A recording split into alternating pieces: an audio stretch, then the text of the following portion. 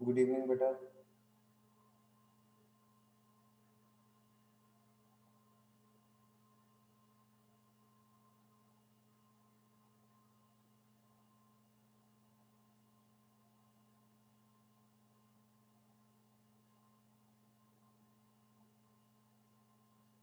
कल बेटा हमने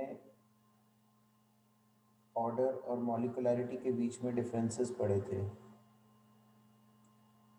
आज बेटा अब हमने देखा है कि जो हम रेट का एक्सप्रेशन लिखते हैं वो इंस्टेंटेनियस रेट आता है हमारे पास, and which is more important for us because rate of reaction changes at every instant. But अगर मान लो कोई रिएक्शन हुआ और मैं उस रिएक्शन के दौरान ओवरऑल रेट की बात करना चाहता हूँ, तो मुझे वो सारे इंस्टेंटेनियस रेट्स को जो है वो इंटीग्रेट करके ओवरऑल रेट ऑफ रिएक्शन बताना पड़ता है। मोर ओवर इंस्टेंटेनियस रेट को मेजर करना हर बार सही जो है वो उतना ईजी भी नहीं होता। तो इंटीग्रेटेड रेट इक्वेशंस जो है वो हमारे पास तब हैंडी होती हैं जब हमने ओवरऑल रेट ऑफ रिएक्शन को देखना होता है। हमारे सिलेबस में इंटीग्रेटेड रेट इक्वेशन सिर्फ ज़ीरो और फर्स्ट ऑर्डर रिएक्शंस के लिए हैं, only for zero and first order reactions. तो हम जो है वो सबसे पहले ज़ीरो ऑर्डर रिएक्शंस के लिए स्टार्ट करेंगे। ज़ीरो ऑर्डर रिएक्शन का मतलब है rate of reaction is independent of concentration of reactants. मेरी आवाज़ आ रही है बेटा आप लोगों को?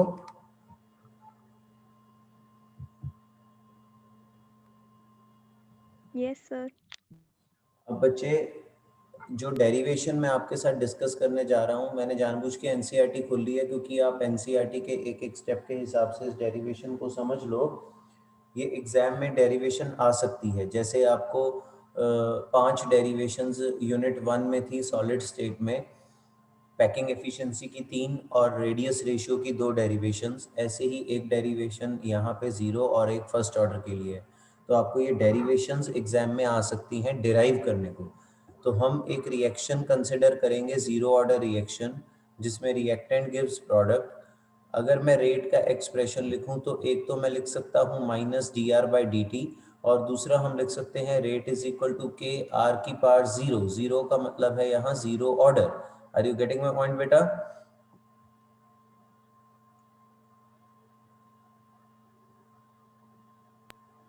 Yes, sir. तो ये आर आर की पावर ज़ीरो तो 1 हो जाएगा, तो हम यहाँ लिख सकते हैं minus D R by D T is equal to K, और D R is equal to minus K D T. अब ये आपके पास जो है D R is equal to minus K D T आया है, इसको अगर आप इंटेग्रेट कर दें बोथ साइड्स को, तो यहाँ पे R is equal to minus के टी प्लस आई आई या सी, इसको कांस्टेंट ऑफ इंटेग्रेशन बोलते हैं, वो आ जाएगा। अब हम एक कंडीशन एज्यूम करते हैं कि जब टाइम टी ज़ीरो था, when time T was zero, reaction start ही नहीं हुआ था, तो रिएक्शन जो रिएक्टेंट्स की कंसेंट्रेशन थी बेटा, वो इनिशियल कंसेंट्रेशन आर नॉट थी। तो अगर मैं टाइम टी को ज़ीरो पुट कर दूं तो ये वाली टर्म ज़ीरो हो जाएगी माइनस के टी वाली, और आर आर नॉट हो जाएगा। तो कांस्टेंट ऑफ इंटीग्रेशन की वैल्यू आ गई आर नॉट, और इस वैल्यू को अगर हम यहाँ सब्सटीट्यूट कर दें तो हमारे पास एक इक्वेशन बन जाती है R is equal to minus के टी प्लस आर नॉट। समझ में आ रही है बात बेटा? ये इक्वेशन क्लियर हुई?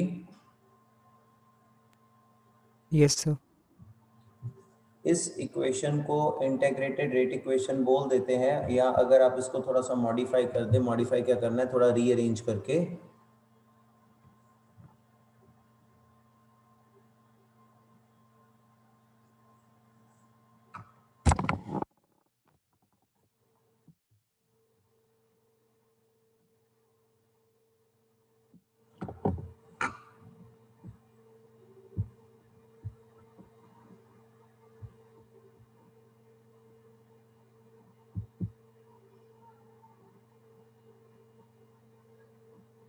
अब इस इक्वेशन को थोड़ा सा रीअरेंज करें हम। वैसे तो अगर आप उस इक्वेशन को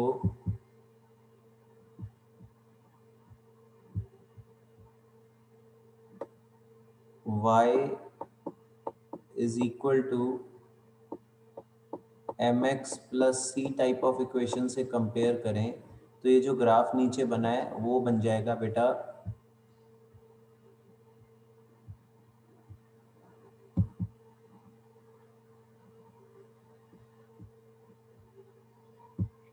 देखो बेटा वाई एक्सिस पे क्या है, कंसेंट्रेशन ऑफ रिएक्टेंट आर, ये कंसेंट्रेशन ऑफ रिएक्टेंट आर आ गया। एक्स एक्सिस पे बेटा टाइम टी है, आप टाइम टी के साथ कंसेंट्रेशन को प्लॉट कर रहे हो। स्लोप जो है वो बेटा नेगेटिव है, माइनस के, मतलब ग्राफ नीचे की तरफ आएगा, ठीक है बेटा। और जो आर नॉट है वो आपका इंटरसेप्ट है। ग्राफ क्लियर होता है बेटा?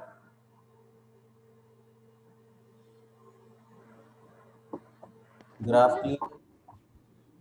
यस। तो इसी इक्वेशन को अगर थोड़ा सा रीअरेंज करें तो ये भी इक्वेशन बन जाती है k is equal to are naught minus R by T.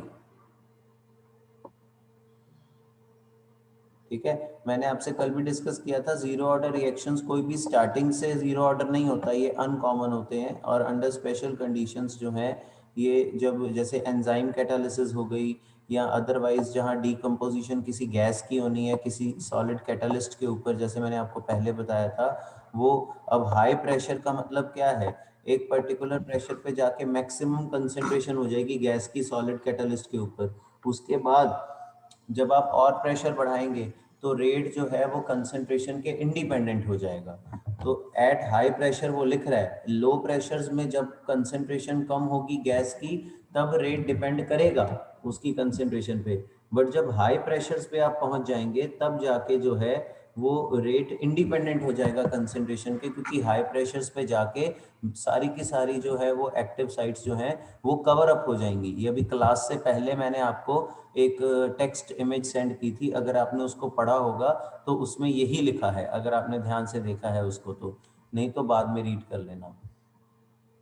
देखो ये लिखा हुआ है ना, at high pressure metal surface gate saturated with gas molecules, जितने आने थे आ गए, ठीक है। अब उसके ऊपर और फिर कोई फर्क नहीं पड़ेगा, तो रेट ऑफ रिएक्शन जो है वो इंडिपेंडेंट हो जाएगा कंसेंट्रेशन के, ठीक है बेटा। ऐसे ही और एच आई गैस की थर्मल डिकम्पोजिशन, वो भी एक अदर एग्जाम्पल है जीरो ऑर्डर रिएक्शन का। कई बार एग्जाम में सीधा सीधा पूछ लेते हैं give an example of a zero order reaction, तो आपको पता होना चाहिए। ऐसे तो रिएक्शंस बहुत होंगे बट एनसीईआरटी में जितने एग्जाम्पल्स गिवन है वो आपको पता होने चाहिए। बढ़ू बेटा आगे?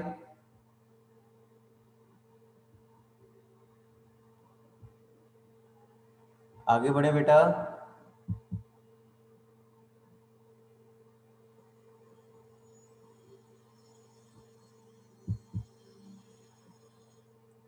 आगे बढ़े पुत्र।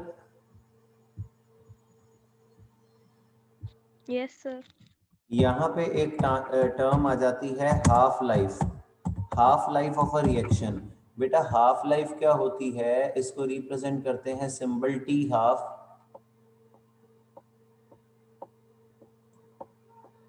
टी के सबस्क्रिप्ट में हाफ, या फिर टी 0.5, या फिर T 50%।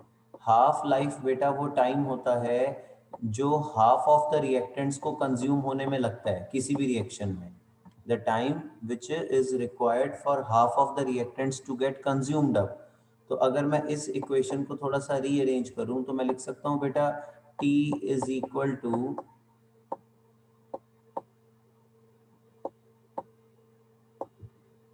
Are naught minus R by K, हाँ या ना बच्चे?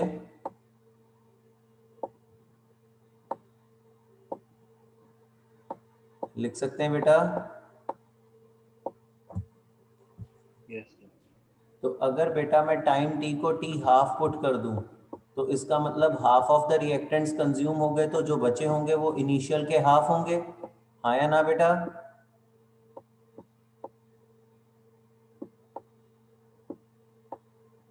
बोलो। Yes, sir. तो ये आ जाएगा R naught minus R naught by two by K, अगर आप हाफ लाइफ का एक्सप्रेशन लिखेंगे तो बेटा are naught minus R naught by two क्या होगा, बोलो।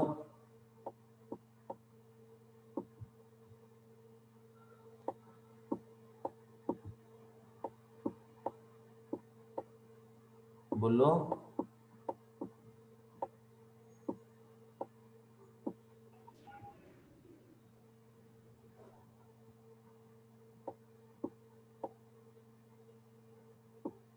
It will be R naught by 2 only.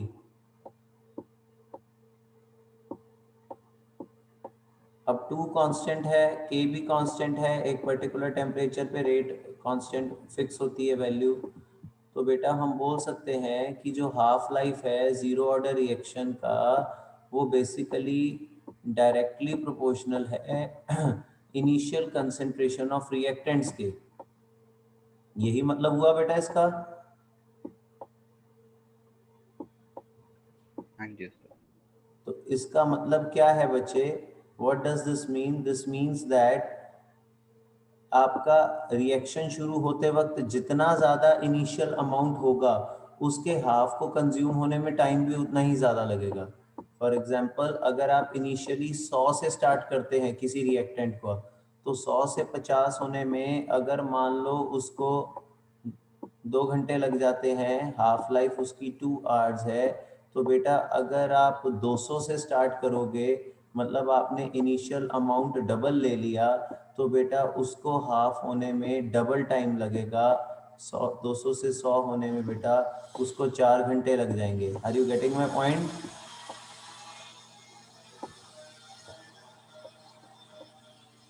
आया ना? अगर आपने इनिशियल अमाउंट आधा ले लिया तो उसको हाफ होने में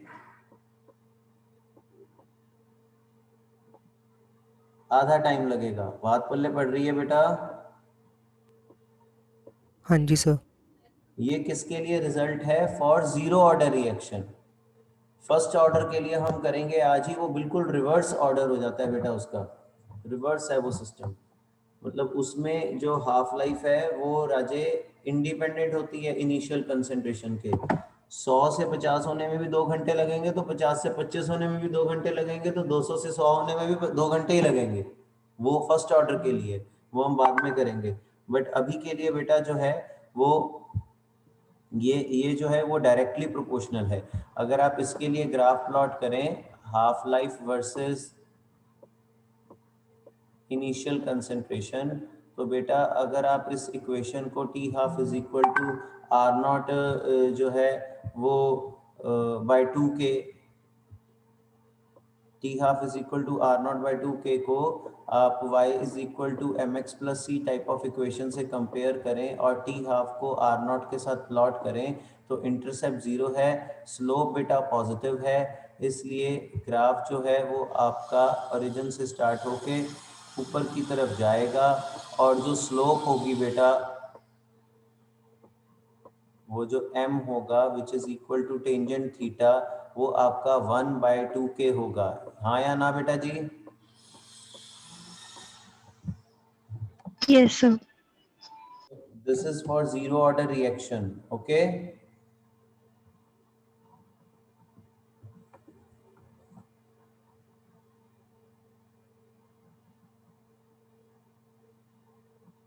ये जीरो ऑर्डर रिएक्शन है, समझ में आ रही है बात बेटा?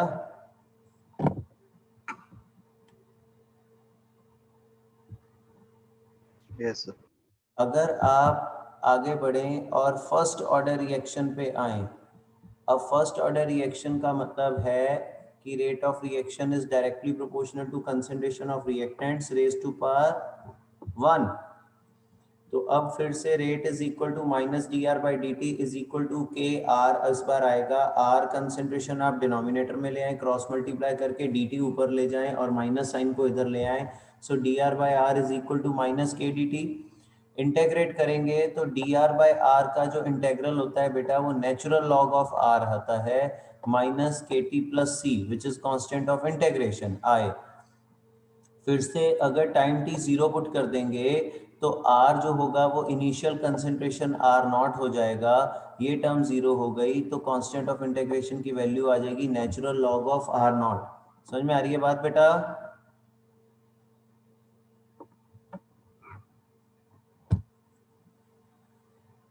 आया ना? Yes, sir. अगर आप उस कांस्टेंट ऑफ इंटीग्रेशन की वैल्यू यहाँ डालेंगे तो आपके पास इक्वेशन बन जाएगी natural log of R is equal to minus के T plus natural log of are naught. आप इसको y is equal to mx plus C type of equation से कंपेयर करें, तो बेटा अब जो ग्राफ बनेगा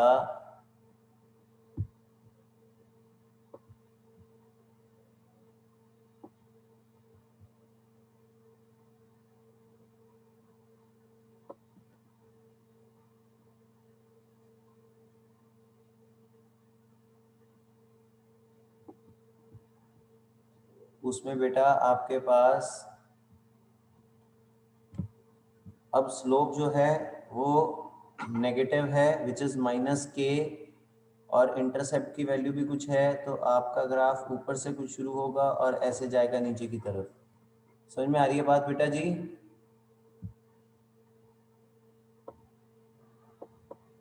सो this time we will plot, बोलो, natural log of R versus T, और जो इंटरसेप्ट है वो होगा natural log of are naught, और जो स्लोप है वो होगी माइनस के। बेटा ये ग्राफ बिल्कुल जीरो ऑर्डर जैसा ही है, सिर्फ फर्क क्या है, वहां नेचुरल लॉग नहीं था, बाकी सारा सेम ग्राफ था, बस यहाँ पे नेचुरल लॉग आ गया। समझ में आ रही है बात बेटा?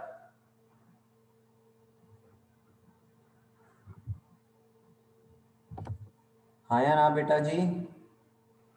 Yes, sir. Yes, sir. तो आपको जो है कई बार देखो, ये पक्का क्वेश्चन है कि ग्राफ दे के आपको ऑर्डर ऑफ रिएक्शन पूछ लेते हैं, तो ग्राफ मिलते जुलते हैं एक दूसरे से, सिर्फ यहाँ नेचुरल लॉग आ गया तो ये फर्स्ट ऑर्डर का ग्राफ बन गया। तो आपको जो है वो याद रखना है कि कौन सी इक्वेशन फर्स्ट ऑर्डर की है और कौन सी जीरो ऑर्डर की है।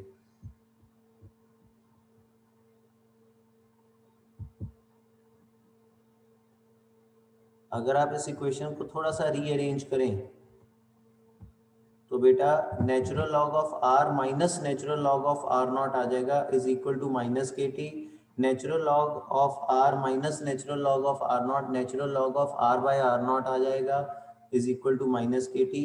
और इसको थोड़ा सा आप रीअरेंज करेंगे, माइनस साइन को उधर ले जाएं और है ना टी को भी उधर ले जाएं, तो आपके पास ये इक्वेशन बन जाएगी। This is also known as your integrated rate equation for first order. अब इसमें नेचुरल लॉग से अगर आपको लॉग टू दी बेस 10 जाना है तो बेटा आप, अच्छा एक चीज और है, यहाँ पे भी आप ग्राफ प्लॉट कर सकते हैं, मैं आपको यहाँ बना के दिखाता हूँ। अगर आप बेटा इसको y इज इक्वल टू, अब सारे ग्राफ एनसीईआरटी में नहीं बने होते, तो आपको जो है वो पेपर में, बट ये क्वेश्चंस आए हुए हैं इसलिए आपको करवा रहा हूँ। अगर आप इसको प्लॉट करें,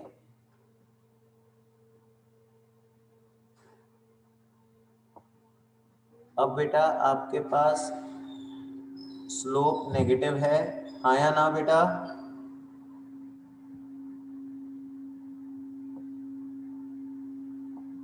बोलो। और इंटरसेप्ट जीरो है, हाँ या ना बच्चे?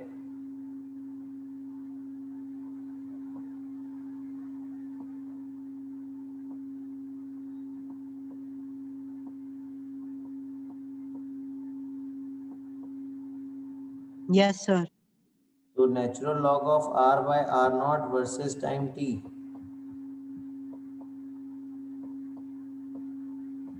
कुछ इस तरीके से बनेगा बेटा ग्राफ।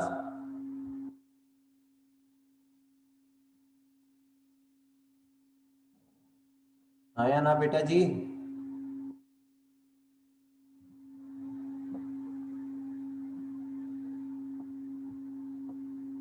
Yes, sir. और अगर आप natural log of are naught by r का ग्राफ बनाएं, मतलब माइनस साइन को उस तरफ ले जाएं, तो natural log of are naught by r हो जाएगा। जैसे इसको ये टी को ऊपर ले जाओ तो ये के टी हो गया ना, तो अब फिर से टाइम टी के साथ प्लॉट करो, अब वही स्लोप पॉजिटिव होगी, प्लस के हो गया, इंटरसेप्ट तो जीरो है, तो ये आपके पास जो है ये भी ग्राफ पॉसिबल है। ये सारे किसके बन रहे हैं? फर्स्ट ऑर्डर के ही हैं, हाँ या ना पुत्र? Yes, Yes, sir. sir.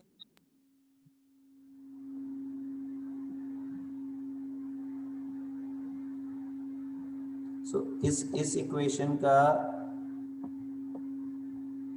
ये ग्राफ है, ठीक है बेटा।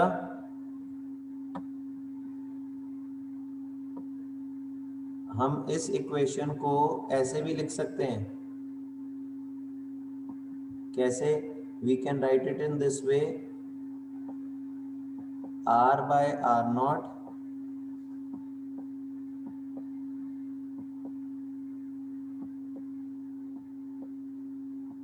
is equal to e की पावर माइनस के टी। बेटा नेचुरल लॉग ऑफ e की पावर x क्या होता है?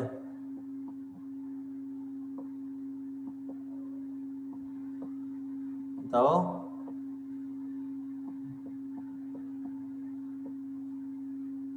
x। मैथ्स फिजिक्स में पढ़ा हुआ है कि नहीं कुछ? So natural log of e की पावर x इज x। तो अगर आप इसके दोनों तरफ नेचुरल लॉग लेंगे तो ये e की पावर x आ गया और उधर नेचुरल लॉग आ गया। समझ में आ रही है बात बेटा?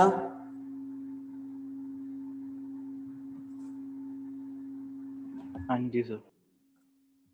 तो फिर हम इसको ऐसे भी लिख सकते हैं, r is equal to are naught E की पावर माइनस के टी। ठीक हो रही है बात बेटा?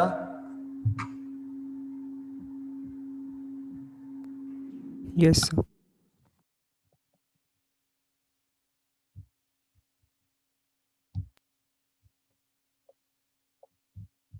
आप नेचुरल लॉग से अगर लॉग टू दी बेस 10 में कन्वर्ट करते हैं तो 2.303 से मल्टीप्लाई करेंगे तो ये इक्वेशन भी बन जाएगी। This is another form of first law of integrated rate equation for first law। अब इसको भी आप ऐसे लिख सकते हैं, इसको फिर से आप y is equal to M X plus C से कंपेयर करें। इस बार बेटा आपके पास फिर से इंटरसेप्ट 0 है, स्लोप पॉजिटिव है। अब नेचुरल लॉग नहीं है, अब log to the base 10 r naught by r है।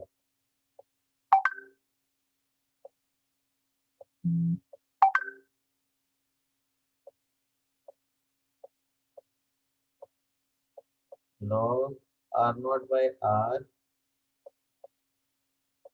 Versus time t। अब ग्राफ फिर से ऐसे बनेगा, बस इस बार स्लोप k ना होके स्लोप क्या होगी, k बाय 2.303। समझ में आ रहा है पुत्र जी?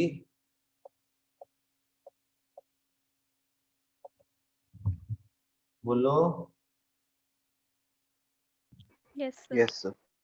अच्छा, इसको आप ऐसे भी लिख सकते हो कि log ऑफ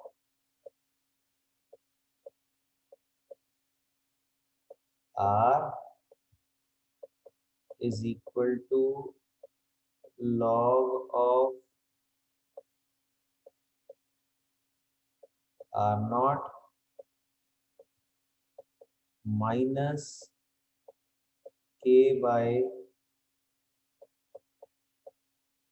2.303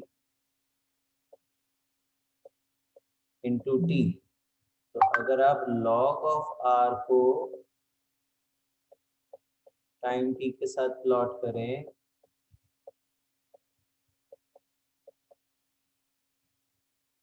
देखो, एक ही फर्स्ट ऑर्डर के लिए हमने कितने ग्राफ प्लॉट कर लिए। अब आपको करना कुछ नहीं है, सिर्फ मैथ्स आना चाहिए। एक इक्वेशन को हम रीअरेंज ही तो कर रहे हैं बार बार, हाँ या ना पुत्र? कभी लेफ्ट पे ले जाते हैं, कभी राइट पे, कभी क्रॉस मल्टीप्लाई करके नीचे कर दिया, कभी कुछ कर दिया, ऐसे ही कर रहे हैं।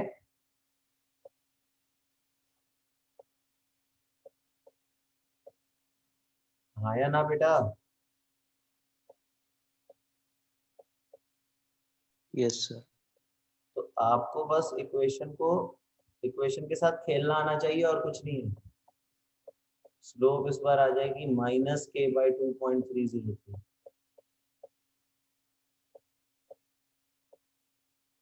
ठीक है बेटा?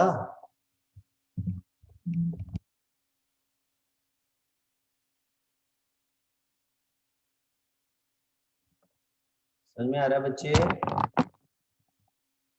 हाँ जी सर।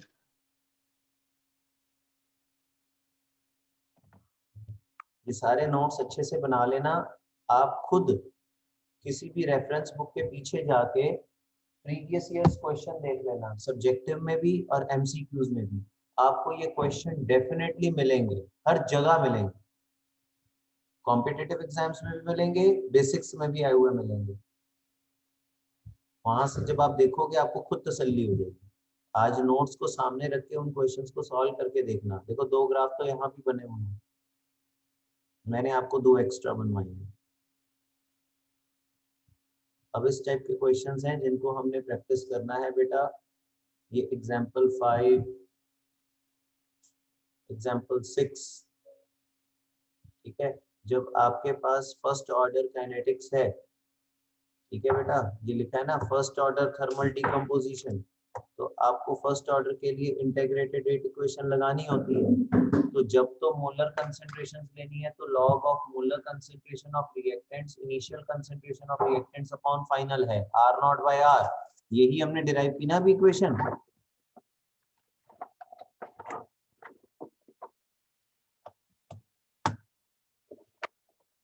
बेटा अभी हमने ऐसे ही इक्वेशन डिराइव की है ना, k is equal to 2.303 by t log of initial concentration of reactants upon final concentration of reactant after time t, ये इक्वेशन है, ठीक है। अब अगर तो रिएक्टेंट्स लिक्विड एक्वस सॉल्यूशन है तो आप मोलर कंसंट्रेशन ले लेते हो, बट अगर आपके पास रिएक्टेंट्स गैसियस फॉर्म में है और उनके प्रेशर्स वगैरह गिवन है, तो फिर आप इसको कैसे डील करते हैं इसी इक्वेशन को। देखो है तो हमारे पास कंसंट्रेशन टर्म्स, तो concentration of a gas is expressed in terms of its partial pressure, हाँ या ना बेटा, बोलो।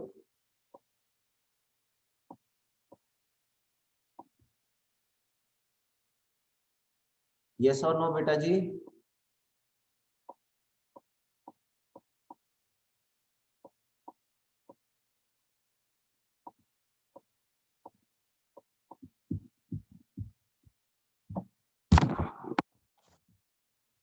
बेटा आशिमा, अंश, आयुष, चाहना, दक्ष, नंदिनी, माने, मयंक, रमनदीप, सहज, समृद्धि, सहजलीन, आवाज आ रही है बेटा? Sylvia Yes, sir. Yes, sir. बेटा साथ साथ में जवाब भी दो Yes, बेटा जी। sir. यहाँ हमने कंसेंट्रेशंस का रेशियो लेना होता है, इनिशियल अपॉन फाइनल। तो जब गैसेस हैं तो initial pressure upon pressure after time T. अब ये जो प्रेशर आफ्टर टाइम टी होता है ये रिएक्टेंट का ही होगा, इसमें ये सारी इंटीग्रेटेड रेट इक्वेशंस में रिएक्टेंट्स ही इन्वॉल्व है। जो ये पीटी मैंने लिखा है ये प्रेशर ऑफ रिएक्टेंट है आफ्टर टाइम टी, बट हमें जो है वो टोटल प्रेशर गिवन होता है। तो ऐसे इक्वेशंस में आपने क्या देखना है, देखो जब ये पी आई है इनिशियल प्रेशर तो ये है ही है हमारे पास, जो पी टोटल प्रेशर 0 सेकंड पे गिवन है। 0 का मतलब है तब प्रोडक्ट्स तो बने ही नहीं थे, हाँ या ना। तो जो आपके पास टोटल प्रेशर है वो रिएक्टेंट्स का ही इनिशियल प्रेशर है। बात फॉलो कर रहे हो?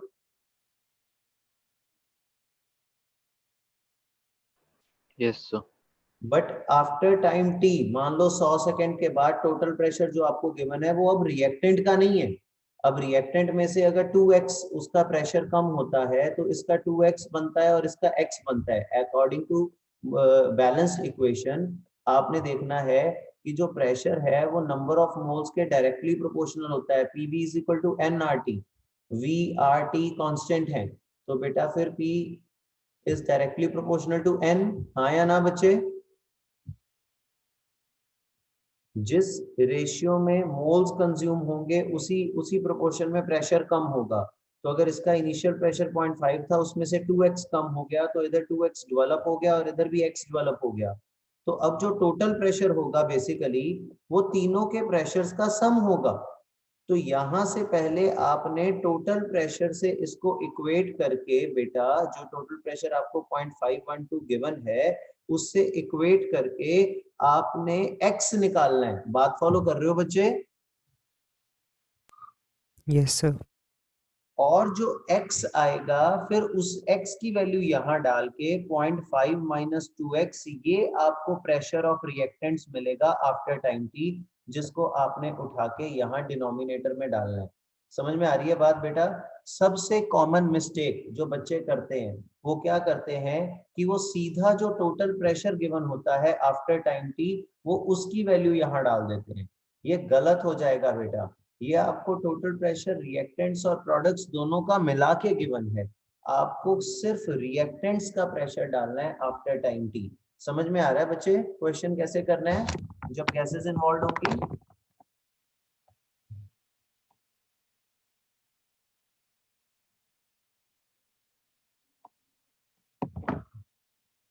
बेटा बताओ। सर इस केस में हमें पहले जो x की वैल्यू हमने नहीं दी हुई थी वो हमने टोटल प्रेशर से इक्वेट करके उसके बाद उसके करके मतलब रिएक्टेंट का प्रेशर निकाला है ना? देख मेरी बात सुन, ये जो लॉग के बाद वाली टर्म्स होती है ना आर नॉट बाय आर, ये किसकी कंसेंट्रेशन है? आर माने रिएक्टेंट। बात फॉलो कर रहा है? Yes sir. तो ऐसे ही प्रेशर की टर्म्स में भी वो इनिशियल प्रेशर रिएक्टेंट का होगा और पीटी प्रेशर ऑफ रिएक्टेंट ही होगा आफ्टर टाइम टी। तो मेरे पास जो टोटल प्रेशर गिवन है, रिएक्टेंट का प्रेशर थोड़ा गिवन है, तो मैं पहले टोटल प्रेशर्स के लिए ये इक्वेशन बना के, जो भी वो रिएक्शन टू रिएक्शन वेरी करेगा, यहाँ स्टोइकियोमेट्री 2 to 1 थी तो यहाँ ये इक्वेशन बन गई है ना, -2x + 2x + x। किसी में हो सकता है कोई और स्टोइकियोमेट्री हो, तो वो इक्वेशन के हिसाब से आप बैलेंस इक्वेशन के हिसाब से जैसे इक्विलिब्रियम में करते थे +1 में, आप एक इक्वेशन बना लेंगे, वहां से पहले x निकाल लेंगे टोटल प्रेशर से इक्वेट करके, फिर उस x को आप यहाँ सब्स्टिट्यूट करके इनिशियल प्रेशर में से जो भी माइनस माइनस करके फिर आप प्रेशर ऑफ रिएक्टेंट ही निकालेंगे आफ्टर टाइम टी, जिसको आपने यहाँ डिनोमिनेटर में पुट करना है। बात फॉलो कर रहे हो बेटा? Yes sir. बस यही मैं बता रहा हूँ कि जो कॉमन मिस्टेक है वो ये है कि बच्चे यहाँ डिनोमिनेटर में टोटल प्रेशर डाल देते हैं, जो कि गलत हो जाएगा। आपको रिएक्टेंट का ही प्रेशर डालना है आफ्टर टाइम टी। बात समझ में आई? हाँ जी सर। बेटा सबको क्लियर हुआ ये?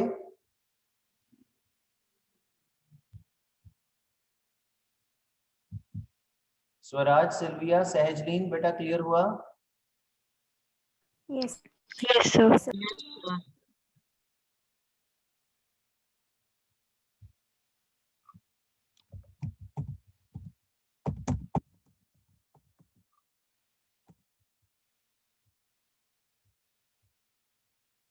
जशनजोत बेटा क्लियर हुआ? इशरतवीर, जगदीप, दक्ष, Yes, sir.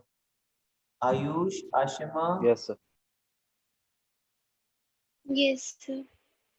ये वाला क्वेश्चन बेटा बहुत इंपॉर्टेंट है एग्जाम में, आपको ध्यान रखना है इस क्वेश्चन के बारे में, ये बहुत बहुत इंपॉर्टेंट है।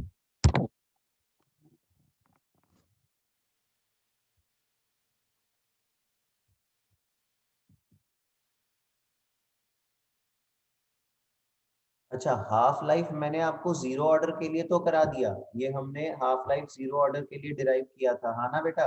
Are naught is directly t half is directly proportional to are naught, yes और no? Yes sir.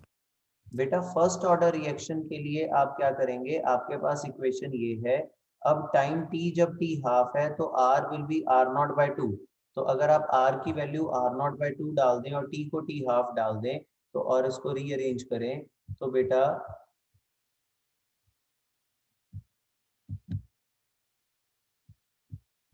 k is equal to क्या आ जाएगा, 2.303/t हाफ, t हाफ को ऊपर ले आओ, k इधर है, r0/2 क्या आएगा, 2 आ जाएगा बेटा, r0 कैंसिल हो जाएंगे, बोलो। log 2 होता है Yes, sir. 0.3010, 0.3010 into 2.303.693 by k आ जाएगा। बेटा ये हाफ लाइफ है किसके लिए? For first order reaction. बात फॉलो कर रहे हो? और ये जो था ये किसके लिए था? For zero order. दोनों इक्वेशंस को ध्यान से देखो, ऊपर वाली इक्वेशन में आर नॉट है इनिशियल कंसेंट्रेशन ऑफ रिएक्टेंट, नीचे वाली में है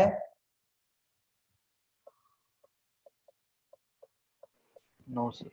तो यहाँ बेटा जो हाफ लाइफ है वो इनिशियल कंसेंट्रेशन के क्या हो गया बोलो, इंडिपेंडेंट, ये कांस्टेंट रहेगा, ये इनिशियल कंसेंट्रेशन ऑफ रिएक्टेंट पे डिपेंड नहीं करेगा। बात फॉलो कर रहे हो? Yes sir. ये किसके लिए है? For first order.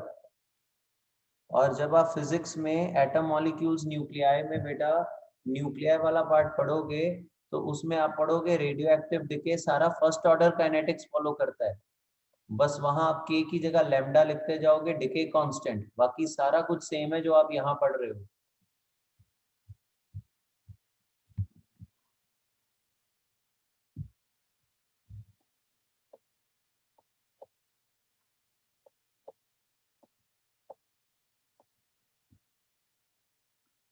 Zero order के लिए half life is directly proportional to क्या बोलो, initial concentration of reactants.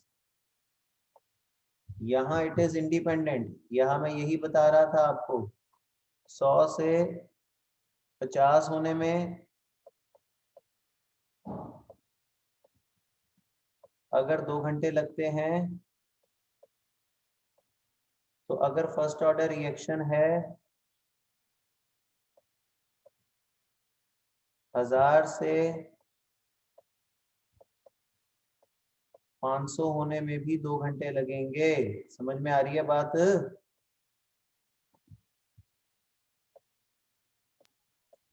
Yes sir. 0.1 से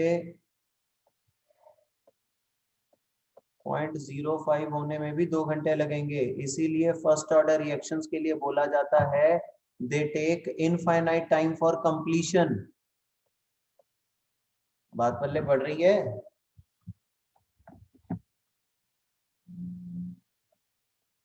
जो फर्स्ट ऑर्डर रिएक्शंस हैं ये फाइनाइट टाइम में कंप्लीट ही नहीं हो पाते, क्योंकि जितना भी कम से कम अमाउंट रह जाएगा उसका भी हाफ होने में उतना ही टाइम लगेगा जितना शुरू में लग रहा था। ठीक हो रही है बात बेटा? सर फर्स्ट ऑर्डर रिएक्शन का एग्जांपल क्या होगा? फर्स्ट ऑर्डर SN1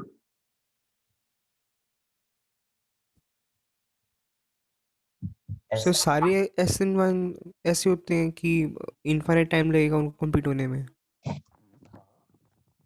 जो भी बेटा हम वो नेग्लिजिबल मान लेते हैं ना। अब मान लो 0.005 रह गया कभी अमाउंट, तो हम मान लेते हैं रिएक्टेंट ऑलमोस्ट खत्म हो गया। ठीक है ना? Yes sir. तो इस तरीके से हम बोल देते हैं कि वो फिनिश हो गया, बट अदरवाइज वो एक्चुअल में इनफाइनाइट टाइम लेगा अगर कंप्लीट हो गया। ठीक है बच्चे? Yes sir. तो ये सब बहुत बहुत बहुत इंपॉर्टेंट है जो आपको बता रहा हूँ। अब आपने एग्जाम्पल 4.7 4.8 ये दोनों करने हैं। मयंक होमवर्क लिख लो फिर मुझे व्हाट्सएप कर देना। 4.7 4.8 इन टेक्स्ट 4.5 4.6 एग्जाम्पल 4.7 4.8 इन टेक्स्ट 4.5 4.6।